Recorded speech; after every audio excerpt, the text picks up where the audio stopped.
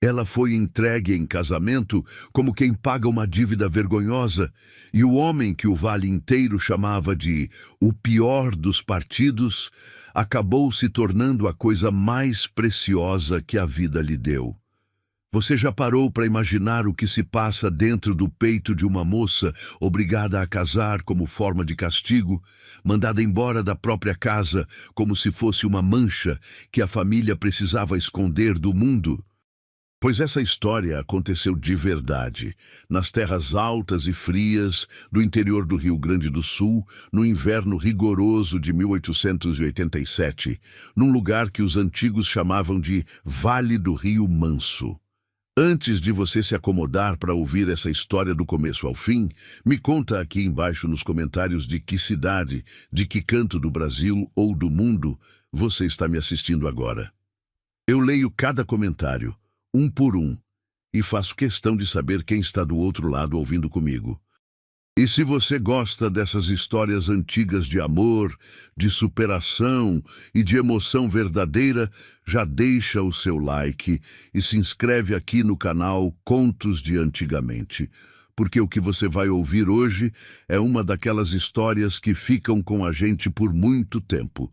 Agora, chega mais perto, aumenta o volume, pega o seu café e vem comigo para esse vale onde tudo começou.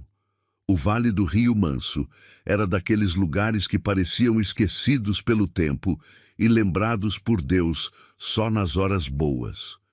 Nas manhãs de junho, a geada cobria os campos de um branco duro que estalava sob as botas, e a névoa subia do rio devagar, como se a própria terra respirasse fundo antes de encarar mais um dia de frio.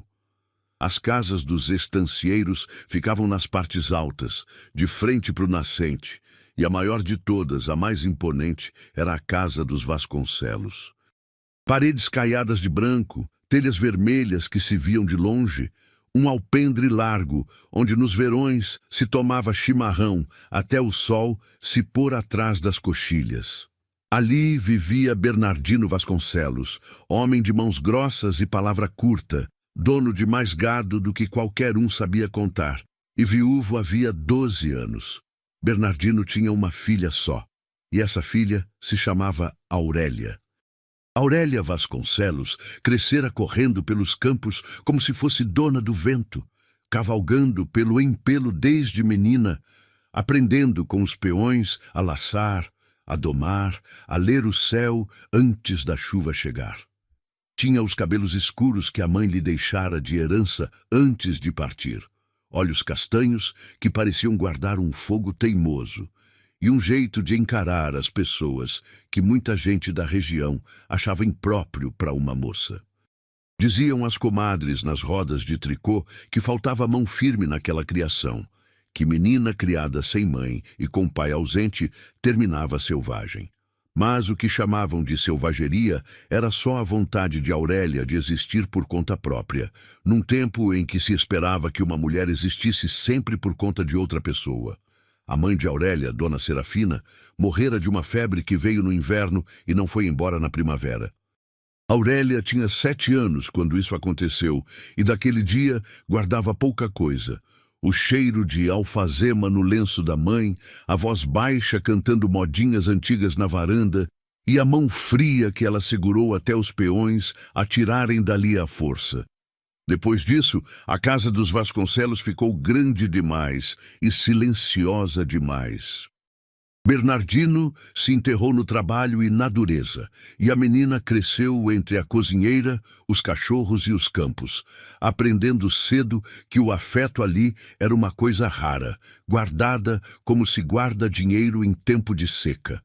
Quando Aurélia fez 19 anos, o pai começou a olhar para ela de um jeito diferente, um jeito de quem calcula. Bernardino via na filha não uma pessoa, mas uma peça, uma carta valiosa que ele ainda não tinha jogado na mesa. As terras dos Vasconcelos faziam divisa, ao sul, com as terras dos Albuquerque, e há anos os dois estancieiros se rondavam como cães que dividem o mesmo pátio, ora amigos, ora rivais, sempre medindo forças.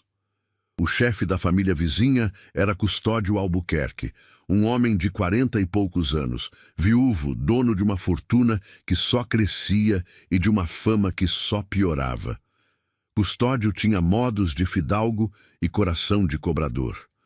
Vestia-se com roupas mandadas vir de Porto Alegre, montava cavalos caros e falava sempre baixo, porque descobrira cedo na vida que quem fala baixo obriga os outros a se calarem para escutar.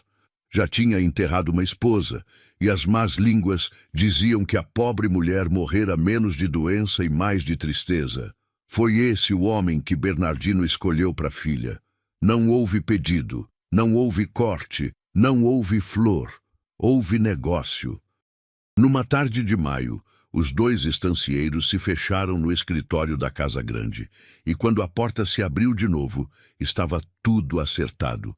Aurélia se casaria com Custódio Albuquerque antes do fim do inverno, e as terras dos dois se juntariam numa só, formando a maior propriedade de todo aquele lado do vale. Bernardino chamou a filha e comunicou a decisão do mesmo jeito que comunicava a venda de uma tropa de gado, sem levantar os olhos do papel onde fazia contas. Aurélia ouviu tudo em silêncio, de pé no meio do escritório, sentindo o chão fugir devagar sob os próprios pés. Perguntou ao pai, com a voz mais firme que conseguiu, se ele ao menos ia perguntar o que ela sentia. Bernardino respondeu, ainda sem olhar, que sentimento não pagava dívida nem aumentava rebanho e que ela devia agradecer porque nem toda moça tinha a sorte de casar tão bem. Aurélia disse que Custódio era um homem frio, que todos sabiam o que tinham dito da primeira esposa dele, que ela não conseguiria viver ao lado de alguém assim. O pai, então, ergueu os olhos pela primeira vez, e nesses olhos havia uma dureza antiga, dessas que não se dobram com lágrima. Ele disse, pausadamente, que a conversa estava encerrada e que ela faria o que era mandado, porque casa de homem se governa pela vontade do homem. Durante as semanas seguintes, a casa dos Vasconcelos ferveu com os preparativos. Vieram costureiras da vila para tirar as medidas do vestido, encomendaram-se doces e vinhos, convidou-se meio vale. Aurélia deixava-se vestir e medir como uma boneca de pano, mas por dentro fervia uma tempestade que ninguém enxergava. À noite, deitada na cama fria, ela pensava na mãe, tentava lembrar da voz dela cantando na varanda e se perguntava o que Dona Serafina faria no lugar dela. E aos poucos, no escuro daqueles quartos silenciosos, foi nascendo em Aurélia uma decisão perigosa, dessas que mudam uma vida inteira num só instante. A festa de noivado foi marcada para a primeira semana de junho, num sábado de céu limpo e frio cortante. A Casa Grande se encheu de gente, estancieiros de sobrecasaca, senhoras de vestidos rodados, o padre da vila, o delegado, os poucos comerciantes ricos da região. Acenderam-se lampiões no alpendre, assaram-se reses inteiras, e a música do acordeão espalhava-se pelas coxilhas.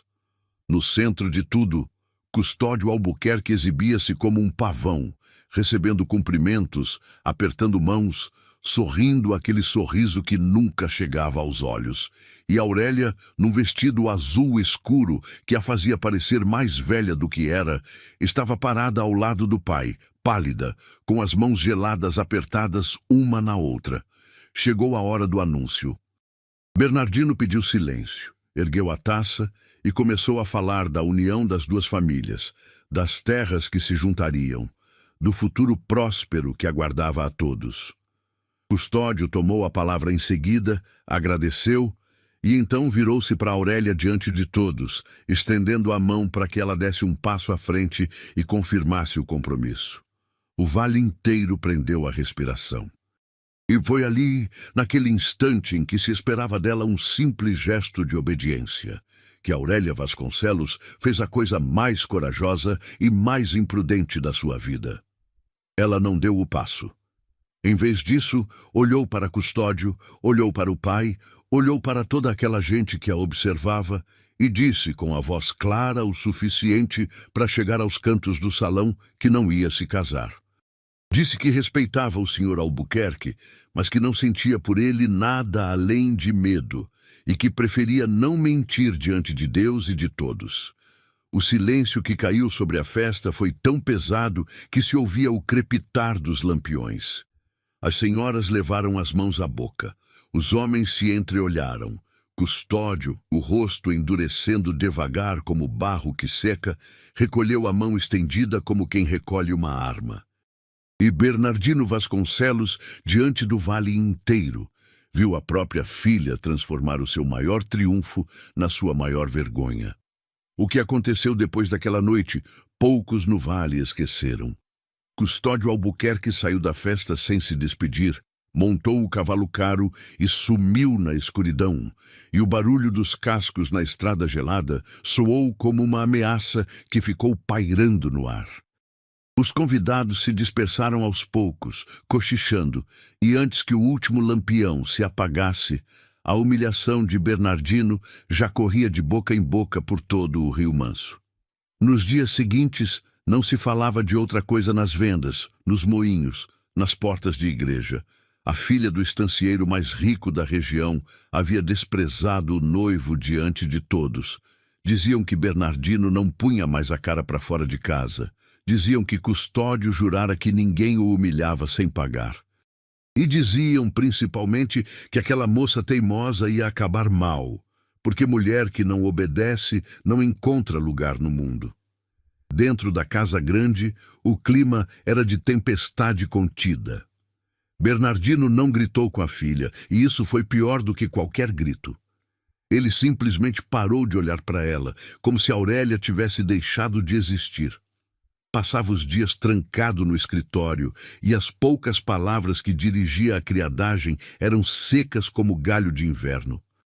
Aurélia tentou falar com o pai várias vezes, bateu na porta do escritório, pediu que ele ao menos a escutasse, tentou explicar que não fizera aquilo por capricho, mas por não conseguir se imaginar a vida inteira ao lado de um homem que lhe gelava o sangue. A porta permaneceu fechada, e no silêncio daquela casa, Aurélia começou a entender que a liberdade que ela reivindicara ia lhe custar caro, muito mais caro do que ela imaginara na coragem daquela noite. A vingança de Bernardino veio 3 semanas depois, e veio fria, calculada, cruel na sua exatidão. Ele mandou chamar a filha ao escritório e, pela primeira vez em quase um mês, olhou nos olhos dela. Disse que ela havia manchado o nome da família diante do vale inteiro e que uma mancha dessas só se lava de um jeito. Disse que ela queria tanto escolher, pois muito bem ele havia escolhido por ela. Aurélia sentiu um arrepio subir pela espinha quando o pai pronunciou o nome. Ela se casaria, sim, mas não com Custódio Albuquerque. Ela se casaria com Teodoro Ferreira. E ao dizer aquele nome, um sorriso amargo, quase de desforra, cruzou o rosto do velho estancieiro, Teodoro Ferreira. Aurélia conhecia o nome do jeito que todo mundo no vale conhecia, pelos boatos. Teodoro era um criador de ovelhas que vivia sozinho numa propriedade pequena e pobre lá para as bandas do rio, na parte baixa do vale, onde a terra era mais dura e a vida mais difícil. Tinha uns 30 anos, poucas palavras e uma sombra pesada no passado. Contavam que ele fora casado anos atrás e que a esposa morrera de um jeito que ninguém nunca explicou direito. E onde falta explicação, sobra imaginação. Uns diziam que ele a maltratara, outros que havia maldição na terra dele, outros que ele era amaldiçoado ele mesmo, um homem de azar que a gente de bem devia evitar. As mães do vale apontavam Teodoro para os filhos como exemplo de tudo que não se deve ser. As mocinhas casadoiras faziam o sinal da cruz quando ele passava. Ninguém sabia ao certo o que havia de verdade naquilo tudo, mas ninguém se importava em saber, porque um bom boato é sempre mais confortável que uma verdade complicada. Casar a filha com Teodoro Ferreira era, para Bernardino, a punição perfeita. Aurélia rejeitara o melhor partido do vale, então receberia o pior. Rejeitara a riqueza, então teria a pobreza. Rejeitara um homem respeitado, então seria entregue ao homem mais desprezado da região. Era uma forma de humilhá-la publicamente, de mostrar ao vale que ninguém desafiava Bernardino Vasconcelos sem pagar, e ao mesmo tempo de se livrar de uma filha que se tornara um estorvo. Aurélia protestou, chorou, disse que preferia entrar num convento, disse que preferia servir de criada, disse qualquer coisa que lhe passasse pela cabeça.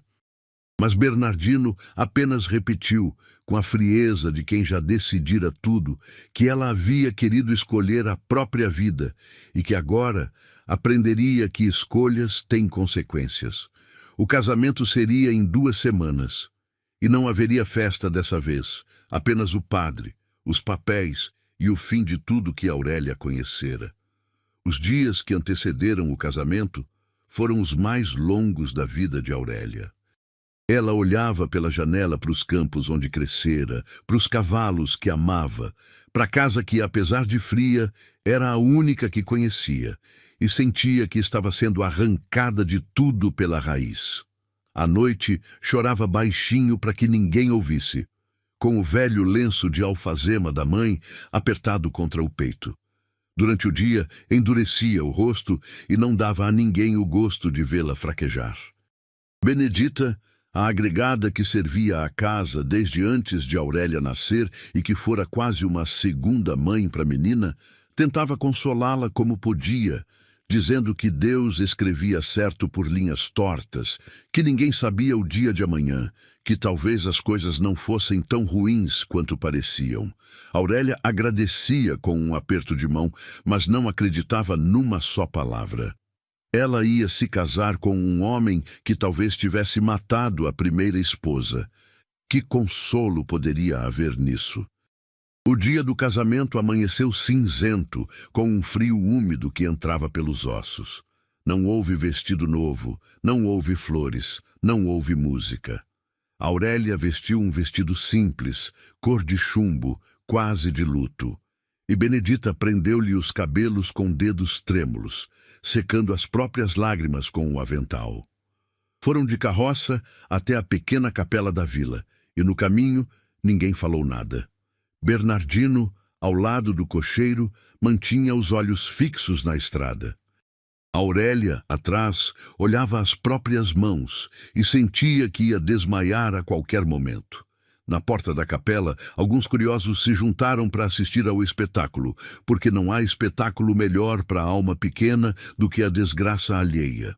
E foi assim, sob olhares de pena e de deboche, que Aurélia entrou na igreja para encontrar pela primeira vez de perto o homem com quem passaria o resto da vida.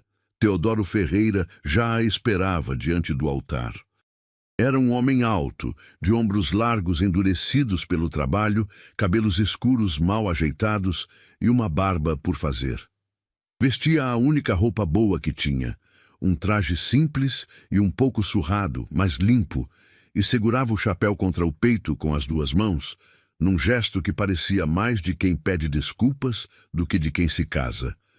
Quando Aurélia se aproximou, ele ergueu os olhos e ela se preparou para encontrar o olhar de um bruto, de um assassino, de um monstro dos que povoavam os boatos. Mas o que encontrou foi outra coisa. Encontrou um par de olhos escuros e cansados, cheios de um constrangimento silencioso. Olhos que se desviaram dos dela quase no mesmo instante, como se ele tivesse vergonha da situação toda, como se ele soubesse muito bem que estava ali como instrumento da vingança de um pai contra uma filha, e que aquilo não era justo com nenhum dos dois. A cerimônia foi curta e gelada. O padre, apressado, leu as palavras de sempre. Bernardino assistiu de braços cruzados no fundo da capela, sem se aproximar. Quando chegou a hora, Aurélia respondeu que sim com um fio de voz, porque não havia outra resposta possível. E Teodoro respondeu que sim, de um jeito grave e baixo, quase num sussurro. Não houve beijo, não houve sorriso. Houve apenas a assinatura dos papéis, o sino da capela batendo triste no ar frio, e o momento em que Bernardino, sem dizer uma palavra à filha, subiu na carroça e foi embora, deixando Aurélia sozinha na porta da igreja, ao lado de um homem que ela mal conhecia. Foi ali, vendo a carroça do pai sumir na curva da estrada, que Aurélia entendeu de vez que a casa grande, os campos, a vida antiga, tudo aquilo tinha acabado. Agora ela era a esposa de Teodoro Ferreira, o homem mais mal falado do Vale do Rio Manso. Teodoro pigarreou, sem jeito, e disse baixinho que a carroça dele estava ali atrás, e que era melhor irem indo antes que a chuva chegasse. Aurélia não respondeu, apenas seguiu-o em silêncio até uma carroça velha, bem mais modesta que a do pai, puxada por um cavalo baio já entrado em anos. Ele estendeu a mão para ajudá-la a subir, mas ela ignorou a mão e subiu sozinha. E Teodoro não insistiu, apenas recolheu a mão e foi para o seu lugar. Partiram devagar pela estrada que descia em direção à parte baixa do vale, e a cada volta de roda, Aurélia sentia que se afastava mais e mais de tudo que fora sua vida. O céu foi escurecendo, o vento ficou mais frio, e uma chuva miúda começou a cair, molhando os ombros dos dois. Durante muito tempo, nenhum dos dois disse nada. Só se ouvia o ranger da carroça, o bater dos cascos na lama e o sussurro da chuva sobre os campos. Foi Teodoro quem quebrou o silêncio depois de muito tempo. Sem tirar os olhos da estrada, ele disse, com aquela voz grave e baixa, que sabia que ela não tinha escolhido nada daquilo e que ele também não havia procurado por aquele casamento. Disse que o pai dela o havia procurado, oferecido umas cabeças de gado e uns papéis de umas terras encravadas junto às dele, em troca de que ele aceitasse casar. Disse que ele quase recusou, porque sabia que ela devia estar sofrendo, mas que acabou aceitando por razões que talvez um dia ela viesse a entender. E completou, ainda sem olhar para ela, que não precisava ter medo dele, que na casa dele ela teria o quarto só para ela, que ninguém ia forçar coisa nenhuma, e que, no que dependesse dele, ela seria tratada com respeito enquanto quisesse ficar. Aurélia ouviu tudo calada, desconfiada, sem saber se aquilo era sinceridade ou apenas a primeira armadilha de um homem perigoso. Anos de boato não se desfazem numa frase dita na chuva. A propriedade de Teodoro apareceu quando a tarde já morria. Não havia casa grande, não havia alpendre largo, não havia telhas vermelhas vistas de longe. Havia uma casa de pedra e madeira, baixa e sólida, com um telhado de tabuinhas escurecidas pela chuva, uma chaminé de onde subia um fio de fumaça e, ao redor, um curral, um galpão e um cercado onde as ovelhas se apinhavam contra o frio. Tudo era pequeno, tudo era simples. Mas Aurélia, mesmo no meio da sua tristeza, não pôde deixar de notar que tudo também era limpo e bem cuidado. As cercas estavam firmes, sem tramela solta. O quintal estava varrido. As ovelhas eram gordas e de lã fartão, sinal de bicho bem tratado. Havia ali o esmero silencioso de quem cuida das coisas com as próprias mãos, sem ninguém mandando e sem ninguém vendo. Teodoro parou a carroça diante da porta, desceu primeiro e dessa vez não ofereceu a mão. Apenas se afastou um pouco para dar espaço a ela descer sozinha, como havia entendido que ela preferia. Entrou na casa à frente para acender o candeeiro, e quando Aurélia cruzou a porta, encontrou um cômodo único que servia de cozinha e sala, com um fogão a lenha aceso, uma mesa de madeira bem lustrada pelo uso, 2 cadeiras, algumas prateleiras com louça simples e um cheiro bom de caldo que fervia numa panela. Teodoro disse, meio sem jeito, que tinha deixado um caldo de gala pronto antes de sair, imaginando que ela chegaria com fome e com frio, e que se ela quisesse comer, era só se servir. Depois apontou uma porta ao fundo e disse que aquele era o quarto dela, que ele tinha arrumado do jeito que soube, e que ele mesmo ia dormir no galpão, junto das ferramentas, para que ela ficasse à vontade. Aquilo desarmou Aurélia mais do que ela gostaria de admitir. Ela esperava brutalidade e encontrava consideração. Esperava ser tratada como despojo de guerra e estava sendo tratada como hóspede. Ela entrou no quarto que ele indicou e viu que havia ali uma cama de casal com um colchão de palha novo, coberto por uma colcha de retalhos costurada com esmero, uma bacia com água limpa para ela se lavar, e sobre a mesinha de cabeceira, num gesto que a fez engolir seco, um punhado de flores do campo, dessas amarelas que nascem no inverno entre as pedras, postas ali num copo de vidro. Não eram flores caras, eram flores que ele devia ter colhido na beira do caminho, mas eram flores e ninguém havia colhido flores para Aurélia em muitos e muitos anos.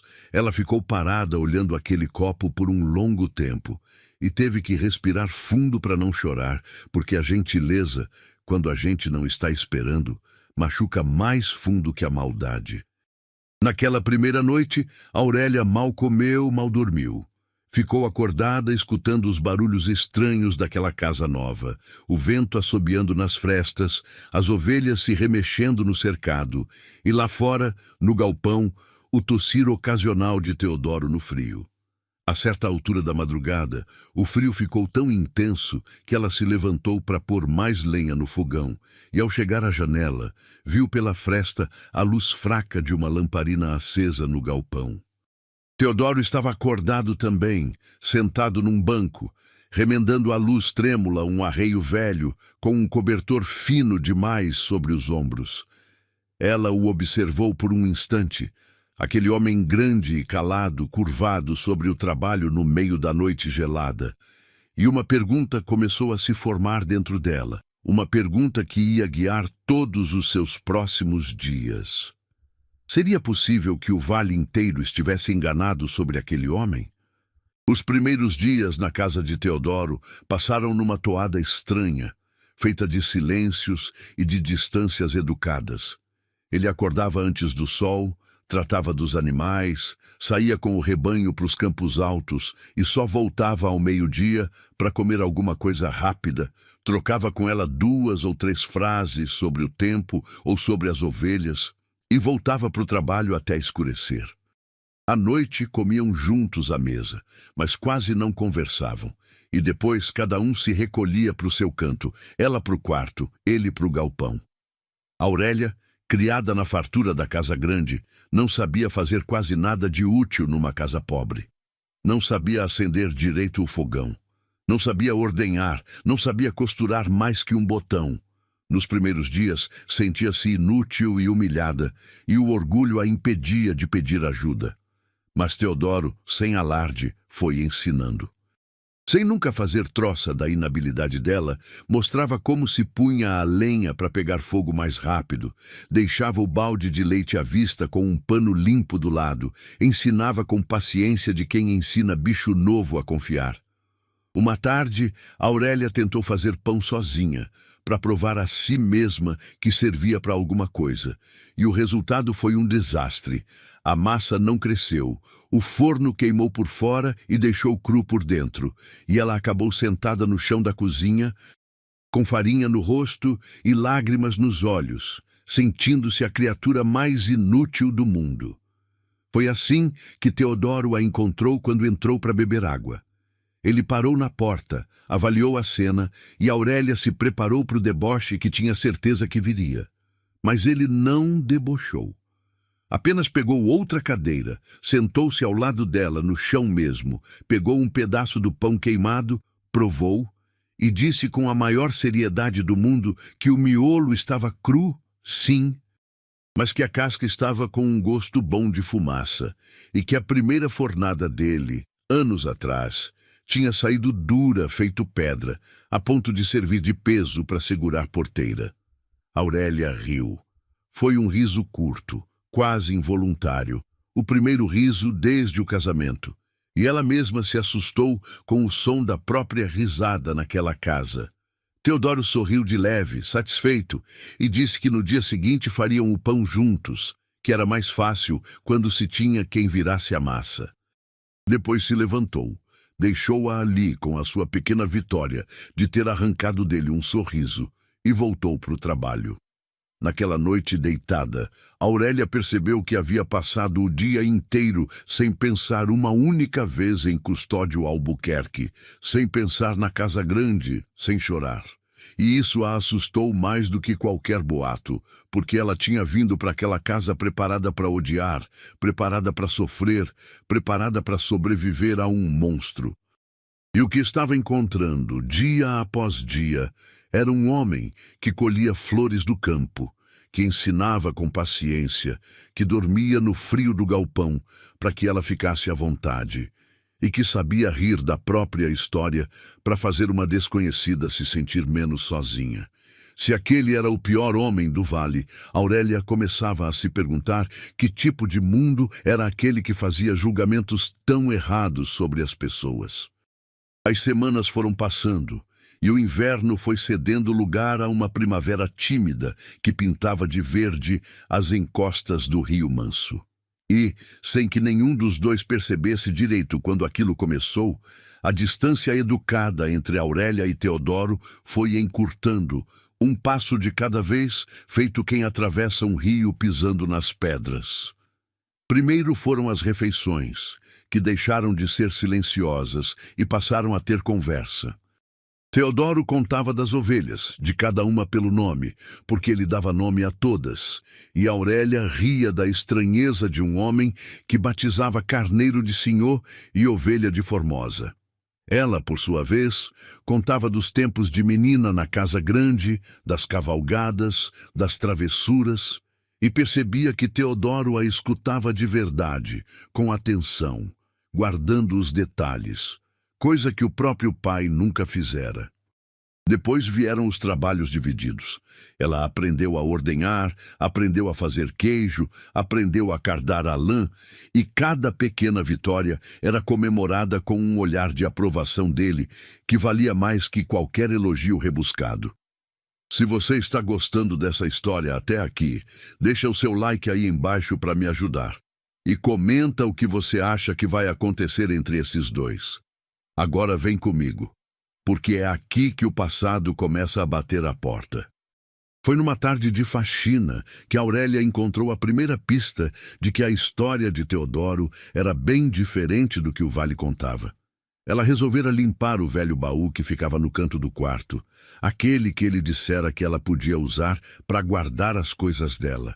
Ao esvaziá-lo, embaixo de uns cobertores dobrados, encontrou um pano cuidadosamente enrolado e dentro dele um lenço de linho branco bordado nas pontas com flores miúdas e umas iniciais delicadas.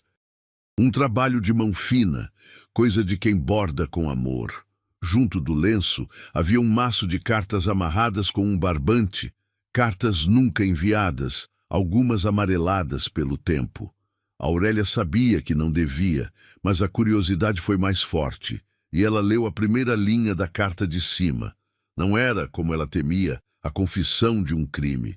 Era uma carta de amor. Uma carta escrita por Teodoro, com letra tosca de quem aprendeu a escrever tarde e sozinho, endereçada a uma mulher chamada Reginalda, cheia de saudade e de uma ternura desajeitada que apertava o coração. Aquela noite, Aurélia não conseguiu ficar calada. Durante a ceia, com o coração batendo forte, ela confessou que tinha encontrado o lenço e as cartas ao limpar o baú e pediu desculpas por ter mexido no que não devia. Teodoro parou de comer. Por um instante, o rosto dele se fechou e Aurélia temeu ter ido longe demais, mas ele não se irritou. Apenas pousou a colher, olhou para o fogo do fogão por um longo tempo e começou a falar, com a voz mais baixa e mais rouca do que de costume. Disse que Reginalda tinha sido sua esposa, sim, muitos anos atrás. Disse que tinham se casado por amor, contra a vontade da família dela, que era gente de mais posses e achava Teodoro pouco. Disse que viveram 3 anos naquela mesma casa, os 3 anos mais felizes da vida dele, e que Reginalda bordava aquele lenço nas tardes de sol, sentada na porta, cantando baixinho. E então Teodoro contou o que realmente havia acontecido, A verdade que o Vale nunca quis escutar. Contou que Reginalda adoeceu num inverno, de uma febre nos peitos que foi minando as forças dela pouco a pouco. Contou que ele vendeu quase tudo que tinha para pagar remédio e médico, que chegou a viajar 3 dias a cavalo até a cidade grande para buscar um doutor, mas que quando voltou, já era tarde. Reginalda partiu numa madrugada de julho, nos braços dele, pedindo desculpas por deixá-lo sozinho. Teodoro a enterrou embaixo da figueira grande atrás da casa, aquela mesma à sombra da qual ela costumava bordar, e desde então nunca mais falou dela com ninguém. Porque a dor era grande demais e porque ele logo descobriu que o Vale havia inventado outra história bem mais saborosa. Foi da família de Reginalda que partiu o boato de que ele a havia maltratado, de que a morte dela tinha algo de suspeito, porque era mais fácil para eles culpar o genro pobre, que odiavam, do que admitir que tinham abandonado a própria filha por ter casado com quem amava. E o boato, uma vez solto, cresceu sozinho, como erva daninha, até virar a verdade oficial do Rio Manso. Aurélia ouviu tudo com os olhos marejados, sentindo a vergonha subir pelo rosto, a vergonha de ter, ela também, acreditado por tanto tempo naquela mentira. Ela estendeu a mão por cima da mesa num impulso e pousou-a sobre a mão calejada de Teodoro e disse com a voz embargada que sentia muito por Reginalda, por tudo que ele tinha sofrido e por todos os anos em que carregara sozinho o peso de uma culpa que não era dele. Teodoro olhou para a mão dela sobre a sua e por um instante pareceu que ia retirá-la, mas não retirou. Deixou ficar e disse, baixinho, que fazia muito tempo que ninguém tocava na mão dele com bondade. Ficaram assim, em silêncio, as mãos unidas sobre a mesa velha, enquanto o fogo crepitava, e lá fora a noite descia sobre o vale. Não houve mais palavras naquela noite. Não precisava. Alguma coisa havia mudado entre os dois, uma parede havia caído, e ambos sabiam disso. Foi por essa época que Aurélia conheceu Dona Firmina, a velha parteira e benzedeira que morava numa casinha à beira da mata, do outro lado do riacho. Dona Firmina era das poucas pessoas do vale que tratava Teodoro com respeito e até com carinho, e certa manhã apareceu na propriedade trazendo uns ovos e umas ervas, curiosa para conhecer a moça de quem todo o vale falava.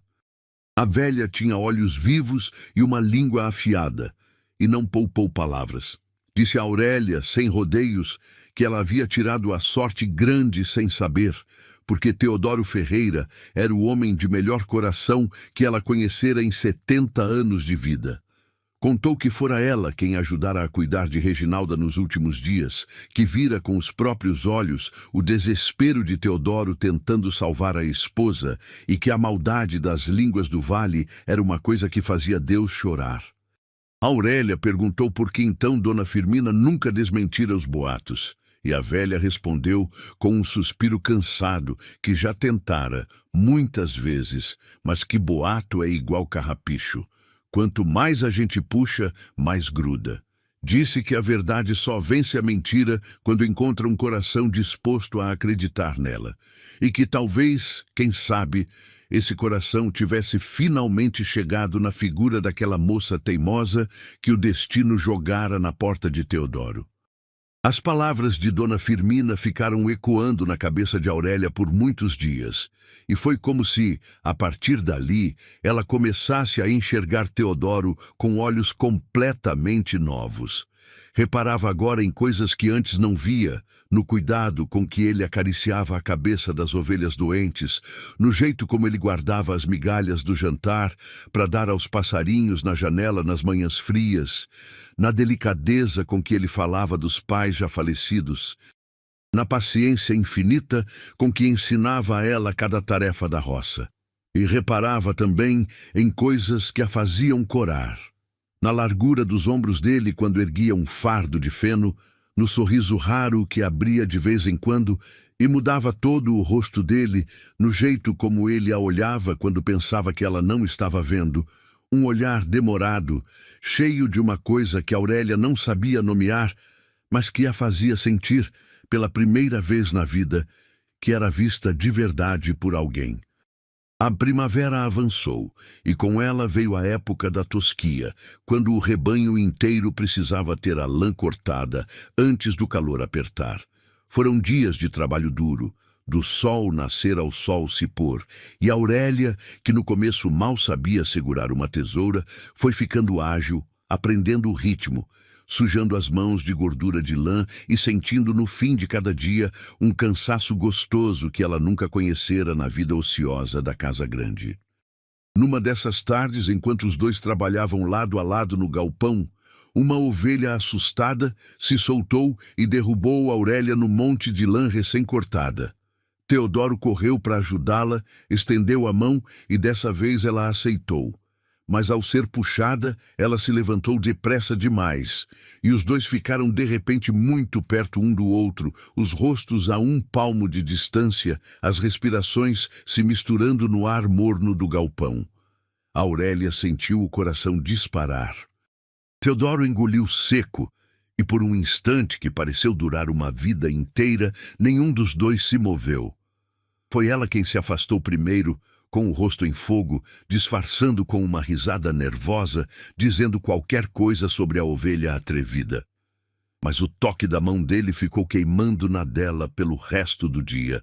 Foi mais ou menos por essa época que aconteceu a feira de outono na vila, aquele acontecimento que todo ano reunia o vale inteiro num só lugar.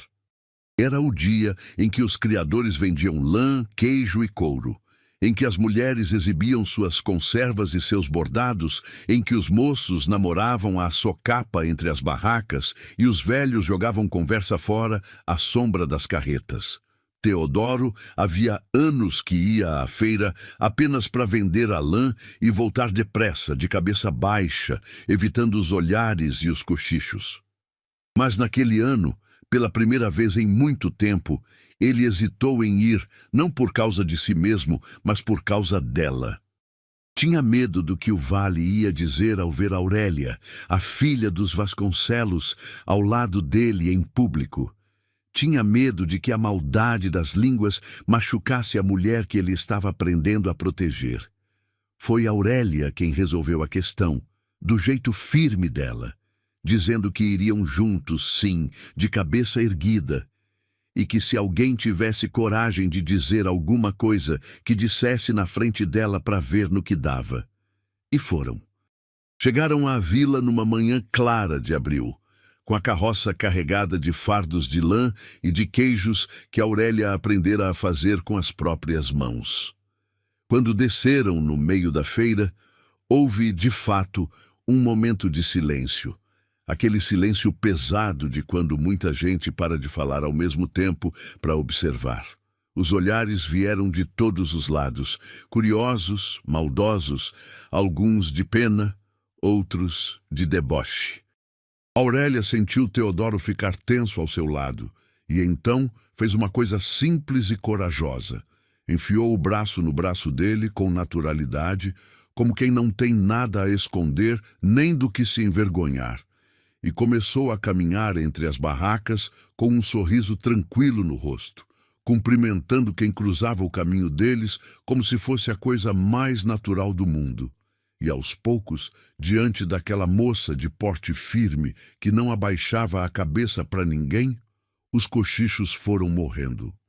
Porque a maledicência se alimenta do medo e da vergonha alheia, e não encontra o que comer quando topa com gente que se recusa a ter vergonha de ser feliz. O queijo de Aurélia fez sucesso na feira, e a lã de Teodoro, sempre da melhor qualidade, foi vendida por bom preço a um comprador que vinha de longe e que não ligava para os boatos do vale. No fim da tarde, com a carroça já vazia e o bolso mais cheio do que costumava ficar, Teodoro fez uma coisa que jamais fizera. Em vez de ir embora depressa, convidou Aurélia para ficar mais um pouco, para tomar um caldo quente numa barraca e escutar a música do gaiteiro que animava o fim da feira. Sentaram-se lado a lado num banco tosco, tomando o caldo no mesmo prato de lata, porque só tinham um, rindo baixinho de bobagens, e Aurélia reparou que era a primeira vez que via Teodoro relaxado em público, sem aquela couraça de quem está sempre esperando o próximo golpe. O gaiteiro puxou uma valsa antiga, dessas de coxilha, e alguns casais começaram a dançar na terra batida. Aurélia olhou para Teodoro com um brilho travesso nos olhos e perguntou se ele sabia dançar. Ele corou até a raiz dos cabelos, disse que não dançava desde moço, que ia só pisar no pé dela e passar vergonha. Aurélia levantou-se, estendeu a mão e disse que então eles passariam vergonha juntos, que era para isso que servia um casamento. E dançaram, desajeitados no começo, rindo dos próprios tropeços, mas aos poucos encontrando o ritmo, os corpos se ajustando um ao outro como peças que sempre pertenceram ao mesmo lugar. A mão de Teodoro pousada na cintura dela, a mão dela apoiada no ombro largo dele, os rostos próximos, girando devagar ao som da gaita, enquanto o sol se punha dourado atrás dos galpões da vila. E o vale, que naquela mesma praça por anos apontara Teodoro Ferreira como um homem amaldiçoado, viu ali uma cena que muitos levariam à vida sem esquecer. O homem mais mal falado da região dançando uma valsa com a esposa, os dois se olhando com uma ternura tão evidente que até os mais rancorosos tiveram que desviar os olhos, incomodados com a própria pequenez diante de algo tão simples e tão bonito. Quando a música acabou, Teodoro, ainda ofegante, aproximou o rosto do dela e sussurrou, só para ela ouvir, que nunca imaginara que a vida ainda lhe reservasse uma tarde como aquela. Aurélia sorriu, encostou a testa na dele por um instante breve e doce e respondeu que aquilo era apenas o começo, que ainda tinham uma vida inteira de tardes como aquela pela frente. Voltaram para casa à noite, sob um céu estrelado de outono, a carroça balançando devagar pela estrada, os dois em silêncio, mas um silêncio diferente de todos os outros. Um silêncio cheio, quente, de quem não precisa mais de palavras para saber o que o outro sente. Em certo trecho da estrada, Aurélia recostou a cabeça no ombro de Teodoro, e ele, sem parar de conduzir o cavalo, apoiou de leve o queixo sobre os cabelos dela. E foi assim, sob as estrelas do Rio Manso, que os dois entenderam, cada um em seu íntimo, que aquilo que havia começado, como o castigo de um pai, tinha se transformado, sem que ninguém percebesse, na coisa mais parecida com a felicidade que qualquer um dos dois já conhecera. Teodoro pensou consigo mesmo que devia agradecer todas as noites por Bernardino Vasconcelos ter sido cego o bastante para lhe entregar, achando que castigava, o maior tesouro da vida dele. E Aurélia pensou que se tivesse que recusar Custódio Albuquerque 1000 vezes diante do vale inteiro para chegar até aquela carroça, até aquele ombro, até aquele homem, ela recusaria sem pestanejar todas as 1000 vezes. A partir dali, o ar entre os dois carregou-se de uma tensão nova, doçura e sobressalto ao mesmo tempo. Eram os pequenos gestos que agora falavam mais alto que as palavras. Teodoro passou a trazer, quando voltava dos Campos Altos, uma flor diferente para ela, sempre com o mesmo jeito desajeitado, deixando-a sobre a mesa como quem não quer nada, dizendo apenas que tinha achado bonita e lembrado dela. Aurélia, por sua vez, passou a caprichar mais na comida, a remendar as camisas dele com esmero, a deixar sempre um chimarrão quente esperando quando ele chegava do frio. À noite, ficavam até mais tarde à mesa, conversando sobre tudo e sobre nada, e as mãos começavam a se tocar, como que por acaso. Os olhares se demoravam, e havia risadas baixas, indiretas, aquelas provocações leves de quem sente algo, mas ainda tem medo de dizer. Certa noite, Aurélia perguntou, meio de brincadeira, se ele não tinha medo do que o vale ia dizer de um homem mal falado casado com uma moça rebelde. Teodoro sorriu daquele jeito raro e respondeu que, pela primeira vez em muitos anos, ele não estava nem um pouco preocupado com o que o vale dizia, porque dentro daquela casa ele tinha encontrado uma coisa que o vale nunca ia conseguir tirar dele. Aurélia perguntou o que era, sabendo bem a resposta, só para ouvi-lo dizer. E ele apenas a olhou fundo nos olhos e respondeu que era paz, e que talvez fosse um pouco mais que paz, mas que essa parte ele ainda não tinha coragem de dizer em voz alta. Mas a felicidade que começava a brotar naquela casinha da parte baixa do vale não passou despercebida.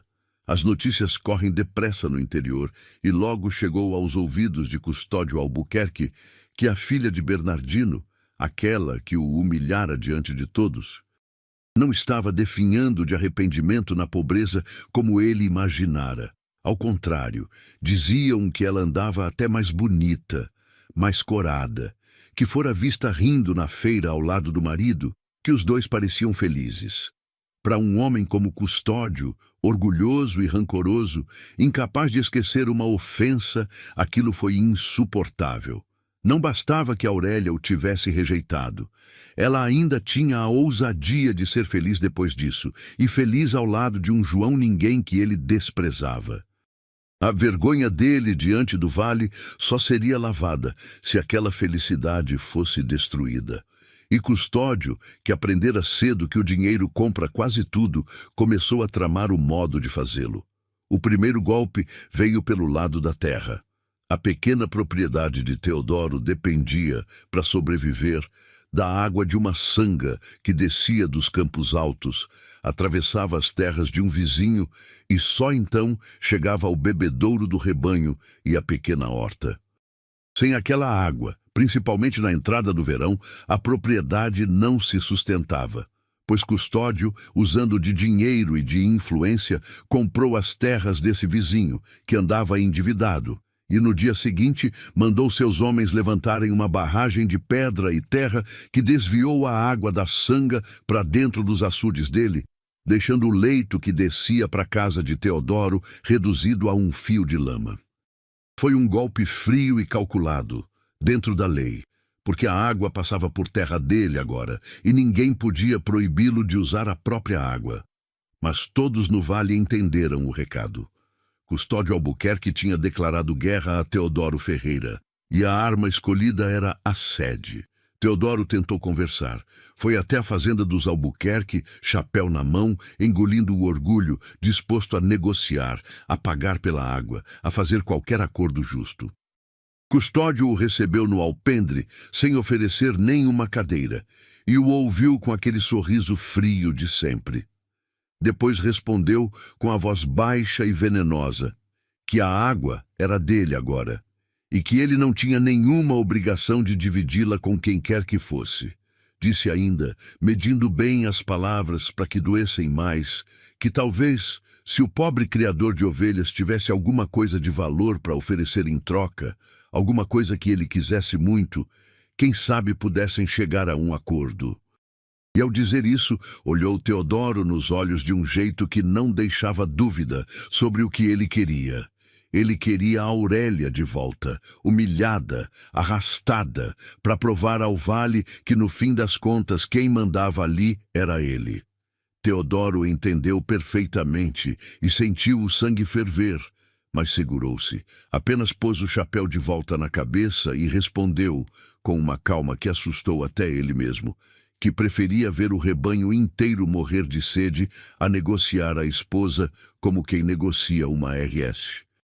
E foi embora, deixando Custódio a remoer o próprio veneno. Teodoro voltou para casa calado, e Aurélia percebeu na hora que alguma coisa grave havia acontecido. Ela insistiu para saber, e ele, que aprendera com ela a dividir os pesos em vez de carregá-los sozinho, acabou contando tudo. A barragem, a água desviada, a conversa com Custódio e a proposta indecente que estava por trás de tudo aquilo. Aurélia ouviu com o queixo cerrado e os olhos faiscando de raiva. Mas por baixo da raiva, uma culpa terrível começou a crescer dentro dela. Aquela guerra não era de Teodoro, era dela. Custódio estava punindo Teodoro por causa de uma ofensa que ela cometera. O rebanho dele, o trabalho de uma vida inteira, tudo estava ameaçado por causa dela. E naquela noite, deitada sem dormir, Aurélia começou a alimentar um pensamento sombrio. E se a única forma de salvar Teodoro fosse ela se afastar? E se ela devesse voltar para a casa do pai, ou até mesmo se render às vontades de Custódio, para que a fúria dele deixasse Teodoro em paz? O amor que começava a sentir, ainda tão novo, ainda tão frágil, agora se transformava numa faca de dois gumes. Quanto mais ela amava Teodoro, mais achava que devia sacrificá-lo para protegê-lo. O verão chegou com uma fúria que ninguém via havia anos. Não choveu em dezembro, não choveu em janeiro. O sol batia sem dó sobre o rio Manso, o capim ficou amarelo, a terra rachou e os pequenos criadores da parte baixa do vale começaram a ver os açudes secarem. Para Teodoro, privado da água da sanga por causa da barragem de Custódio, a situação virou desespero. Ele passou a acordar de madrugada para levar o rebanho a pé até um poço distante no fundo de uma grota, uma caminhada de horas sob o sol, e voltava já escuro, exausto, queimado, com as ovelhas mais fracas mal se aguentando em pé. Aurélia trabalhava ao lado dele sem reclamar, carregava baldes, cavava pequenas cacimbas em busca de água, dividia com as ovelhas até a água que sobrava da própria bebida. Mas a cada dia era mais difícil. 2 ovelhas velhas morreram de fraqueza, e Teodoro, que conhecia cada uma pelo nome, enterrou-as no fundo do campo com uma tristeza silenciosa que partia o coração de Aurélia. Ela via o homem que amava sendo destruído aos poucos, e a culpa dentro dela crescia como a própria seca. Foi nesse ponto que Custódio deu o segundo golpe, ainda mais baixo que o primeiro. Ele mandou espalhar pelo vale a história de que a seca que castigava a parte baixa era um castigo divino, e que a desgraça se concentrava justamente nas terras de Teodoro, porque aquele homem era amaldiçoado, porque a alma da primeira esposa não tinha descanso, porque a moça dos Vasconcelos, ao se juntar a ele, havia selado a própria condenação. Era uma maldade calculada para isolar o casal, para que ninguém no vale se atrevesse a ajudá-los com medo de atrair a mesma sina. E funcionou, por um tempo. Os poucos vizinhos que poderiam emprestar uma água, um favor, uma mão, começaram a desviar o rosto, a fechar a porteira, a fingir que não viam. O casal ficou cada vez mais sozinho na sua luta contra a sede e contra a mentira. Aurélia decidiu que precisava agir e tomou uma decisão que guardou no peito sem contar a Teodoro. Numa manhã, aproveitando que ele havia levado o rebanho para a grota, ela selou o velho cavalo baio e cavalgou até a casa grande dos Vasconcelos, disposta a implorar ao pai que intercedesse, que usasse a própria influência para conter Custódio, que ao menos permitisse que o rebanho de Teodoro bebesse nas aguadas fartas das terras dos Vasconcelos. Foi a primeira vez que ela voltou àquela casa desde o casamento. Bernardino a recebeu com frieza, mas a recebeu. E Aurélia, engolindo todo o orgulho, contou tudo. A barragem, a seca, a perseguição de Custódio, as ovelhas morrendo. Contou também, com a voz firme, a verdade sobre Teodoro, sobre Reginalda, sobre a mentira que o vale contava. E disse ao pai, olhando bem nos olhos dele, que o homem com quem ele a casara como castigo tinha se revelado o melhor homem que ela conhecera na vida, e que ela não se arrependia de nada, a não ser do sofrimento que estava trazendo para ele. Bernardino ouviu tudo em silêncio, o rosto impenetrável como sempre. E quando Aurélia terminou, ele disse apenas que ela tinha feito a cama e agora tinha que deitar nela, que ele não ia se meter numa briga com Custódio Albuquerque por causa de um punhado de ovelhas e de um genro que ele nunca quis. Foi uma recusa seca, cruel, e Aurélia saiu daquela casa com o coração em pedaços, entendendo que não havia mais nada do pai a esperar. Mas o que ela não viu foi o que ficou para trás. Ela não viu que depois que ela partiu, Bernardino ficou muito tempo parado na janela, olhando a poeira que o cavalo dela levantava na estrada. Ela não viu que, pela primeira vez em muitos anos, alguma coisa se mexeu dentro daquele velho endurecido. Alguma coisa que talvez fosse o começo de uma vergonha, ou de um arrependimento, ou simplesmente a lembrança de outra mulher teimosa que ele havia amado um dia, e que estaria envergonhada do homem em que ele se tornara. Aurélia voltou para casa daquela cavalgada com uma decisão quase tomada. Se o pai não ia ajudar, se o vale havia virado as costas, se Custódio não ia parar enquanto não destruísse Teodoro, então talvez a única saída fosse ela desaparecer da vida dele. Talvez, se ela fosse embora para bem longe, se sumisse do vale, Custódio perdesse o interesse e deixasse Teodoro em paz para reconstruir a vida. Era um plano nascido do amor e do desespero, e naquela noite Aurélia chegou perto de pô-lo em prática. Esperou Teodoro dormir, juntou as poucas coisas dela numa trouxa e sentou-se à mesa para escrever uma carta de despedida com a mão trêmula e os olhos cheios d'água. Mas na hora de escrever, as palavras não vinham, porque não há palavras que expliquem por que a gente abandona justamente aquilo que mais ama. E foi assim, debruçada sobre o papel em branco, chorando baixinho, que Teodoro a encontrou quando acordou no meio da noite com sede. Ele viu a trouxa, viu a carta, viu as lágrimas, e entendeu tudo num instante. Mas não se irritou, não gritou. Apenas puxou a cadeira, sentou-se ao lado dela e perguntou baixinho aonde ela pensava que ia no meio da noite. Aurélia, sem forças para mentir, confessou tudo, que se sentia culpada por toda aquela desgraça, que não suportava vê-lo perder tudo por causa dela, que achava que se fosse embora, ele estaria a salvo. Teodoro escutou, e quando ela terminou, pegou as mãos dela entre as suas mãos grandes e calejadas, e disse a coisa mais bonita que Aurélia já ouvira na vida. Disse que antes dela chegar, ele tinha uma casa, tinha o rebanho, tinha a terra, mas não tinha vida, só uma espécie de espera cansada pela morte. Disse que ela não era a causa da desgraça dele, mas a única coisa boa que tinha acontecido com ele em anos. Disse que preferia perder a terra, o rebanho, tudo, e ficar só com ela e a roupa do corpo, a ter tudo de volta e perdê-la.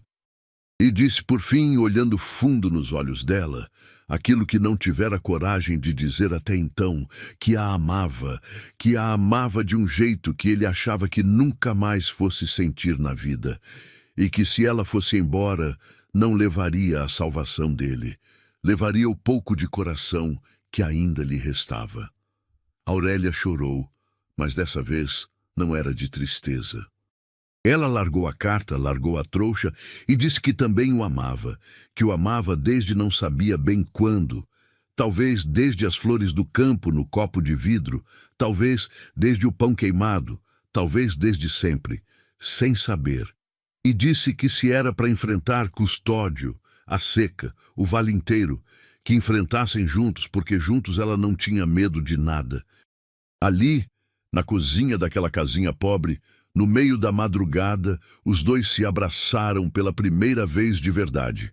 Um abraço apertado, longo, de quem finalmente encontra o lugar a que pertence. E foi como se, do lado de fora, até a seca fizesse uma pausa para respeitar aquele momento. A partir daquela noite, não havia mais Teodoro e Aurélia como duas pessoas jogadas juntas pelo destino. Havia um casal. E um casal, quando se ama de verdade, é a força mais difícil de vencer que existe no mundo. A seca, porém, não dava trégua, e a situação chegou ao ponto de ruptura numa tarde escaldante de fevereiro. O poço da grota, última fonte de água do casal, começou a secar também, e Teodoro entendeu que se não chovesse em poucos dias, ou se ele não conseguisse água de outro lugar, o rebanho inteiro morreria, e com ele o sustento e o futuro dos dois.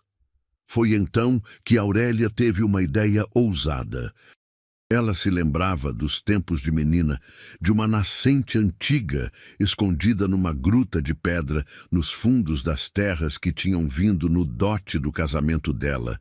Aquelas terras encravadas que Bernardino dera a Teodoro quase por deboche, por serem consideradas imprestáveis. Ninguém nunca dera valor àquele pedaço de chão pedregoso. Mas Aurélia se lembrava de ter bebido água fresca ali uma vez, numa cavalgada de infância, e tinha quase certeza de que a nascente ainda existia. Os dois foram até lá no dia seguinte e, depois de muito procurar entre as pedras e o mato seco, encontraram um veio d'água fina mas constante, escondido na sombra fresca da gruta. Uma água limpa que brotava da rocha e que a seca não havia alcançado porque vinha das profundezas da terra. Foi a salvação. Nos dias seguintes, Teodoro e Aurélia trabalharam como nunca, abrindo com picão e enxada um pequeno canal que trouxe a água da nascente escondida até uma cacimba próxima do curral. Foi um trabalho de gigantes, feito a 4 mãos, do sol nascer ao sol se pôr, com as mãos em carne viva e as costas doendo, mas movidos por uma esperança nova. E quando a água finalmente correu pela vala que eles mesmos cavaram e encheu a cacimba, quando as ovelhas sedentas se aglomeraram para beber e o rebanho todo se salvou, os dois se abraçaram no meio da lama e riram e choraram ao mesmo tempo, sujos, exaustos e mais felizes do que jamais tinham sido. A terra imprestável que Bernardino dera de deboche havia se revelado a salvação deles. E Aurélia não pode deixar de pensar que, às vezes, o que os outros nos dão como castigo pode se revelar, no fim, a maior das bênçãos.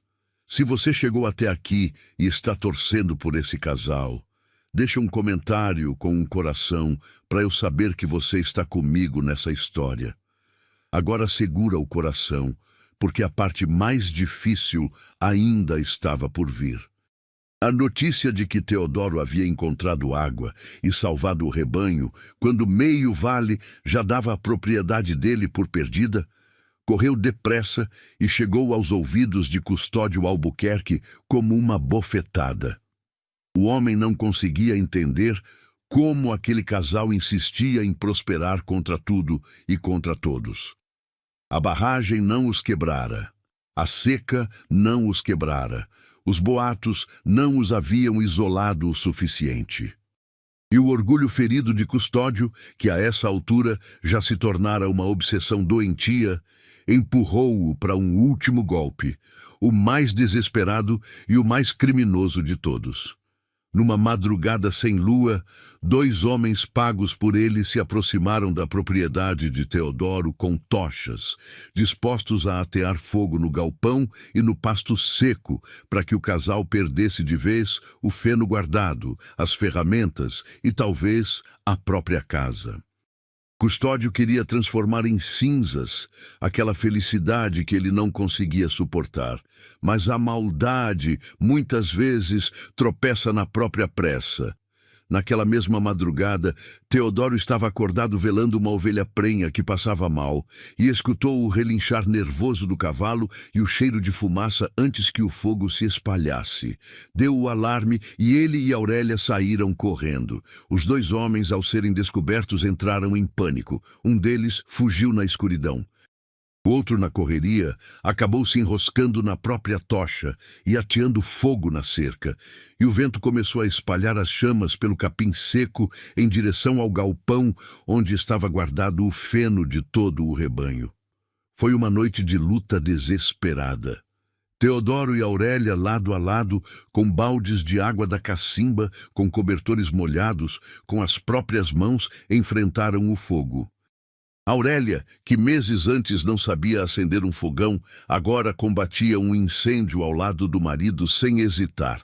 Os cabelos soltos, o rosto sujo de fuligem, os olhos ardendo de fumaça e de coragem. E foi a água da nascente escondida, aquela mesma água da terra imprestável, que encheu os baldes que salvaram o galpão naquela noite. Quando o dia amanheceu, o fogo estava vencido. parte do pasto tinha queimado, uma cerca se perdera, mas o galpão, o feno, a casa e o rebanho estavam salvos. E o mais importante, o homem pago por custódio que se enroscara na tocha não conseguira fugir a tempo. Teodoro o encontrou caído perto da cerca, com o tornozelo torcido, apavorado, e o segurou. À luz da manhã, diante de Aurélia e de Dona Firmina, que viera correndo ao ver a fumaça de longe, o homem confessou tudo, tremendo, que fora Custódio Albuquerque quem os pagara para atear o fogo, que fora Custódio quem espalhara os boatos da maldição, que fora Custódio quem mandara desviar a água, tudo para destruir o casal e lavar a própria vergonha. Teodoro poderia ter feito justiça com as próprias mãos ali mesmo, e ninguém o culparia. Mas ele não era esse tipo de homem. Ele amarrou o tornozelo do sujeito para que ele não piorasse, deu-lhe água e disse que iam resolver aquilo do jeito certo, diante da lei e diante do vale, na luz do dia, e não na escuridão e no fogo, como fazia gente sem caráter. Aquela mesma manhã, Teodoro e Aurélia levaram o homem até a vila, direto à casa do delegado, e a confissão foi feita diante de testemunhas. E aqui o destino pregou em Custódio Albuquerque a peça mais irônica de todas, porque naquela mesma hora, na vila, estava Bernardino Vasconcelos, que havia descido para resolver uns negócios, e que assistiu de longe à chegada da filha, suja de fuligem, exausta, mas de cabeça erguida, ao lado do marido, arrastando o incendiário confesso. Bernardino ouviu a confissão inteira, ouviu o nome de Custódio ser dito diante do delegado, ouviu como aquele homem que ele quase fizera seu genro tinha tentado queimar viva a própria filha dele. E alguma coisa que vinha rachando havia meses dentro do velho estancieiro finalmente se partiu de vez. Bernardino Vasconcelos deu um passo à frente diante de todos na vila e fez o que ninguém esperava. Ele, que era o homem mais rico e mais respeitado daquele lado do vale, cuja palavra valia mais que documento, declarou em voz alta, para que todos ouvissem, que conhecia Teodoro Ferreira, que sabia que era homem de bem, trabalhador e honrado, e que a história que corria sobre a morte da primeira esposa dele era mentira vil, inventada por gente ruim. Declarou que a filha dele estava bem casada, mais bem casada do que jamais estaria com o criminoso do Albuquerque, e que quem tivesse alguma coisa contra o casal Ferreira teria dali em diante que se ver com os Vasconcelos. Foi um recado dado na frente do vale inteiro, e foi também, do jeito duro e tardio daquele velho, um pedido de desculpas. Aurélia olhou para o pai com os olhos cheios d'água, e Bernardino, pela primeira vez em 12 anos, sustentou o olhar da filha sem se esconder atrás da própria dureza. Custódio Albuquerque foi desmascarado diante de todo o Rio Manso. A confissão do capanga, somada ao testemunho de Dona Firmina sobre a verdade da morte de Reginalda e ao peso da palavra de Bernardino Vasconcelos, virou o vale inteiro contra ele. O homem que sempre governara pelo medo e pelo dinheiro viu, de uma hora para outra, todo o respeito que comprara se transformar em desprezo. As portas que sempre se abriram para ele começaram a se fechar. Enredado nas próprias maldades e ameaçado de processo pelo crime de incêndio, Custódio acabou fazendo a única coisa que restava a um homem daquele tipo.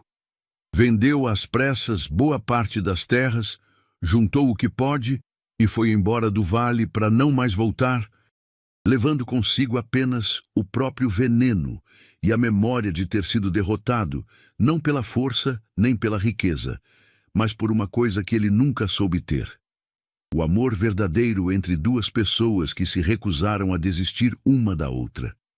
E uma das primeiras providências tomadas depois de sua partida foi desfazer a barragem que desviava a água da Sanga, de modo que o veio d'água voltou a correr, farto, até as terras de Teodoro, como corria antes de toda aquela maldade começar.